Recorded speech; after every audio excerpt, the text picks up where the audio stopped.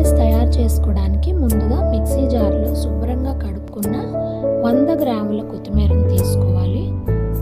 కారానికి సరిపడా పచ్చిమిర్చి, 1 ఇంచ్ అల్లం ముక్క, 4-5 రెబ్బల వెల్లుల్లి తీసుకొని కొంచెం వాటర్ యాడ్ చేసుకొని మెత్తగా గ్రైండ్ చేసుకోవాలి. ఇప్పుడు బాండీ పెట్టుకొని అందులో ఆయిల్ వేసుకొని ఆయిల్ వేడెక్కిన తర్వాత కొంచెం సాజీరా యాడ్ చేసుకోవాలి.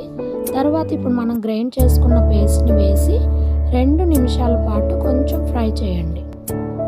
లో ఫ్లేమ్లో ఫ్రై చేసుకోవాలి. ఆ తర్వాత రైస్ని యాడ్ చేసి రైస్కి సరిపడా సాల్ట్ వేసేసి మొత్తం మిక్స్ చేసేసుకోవాలి.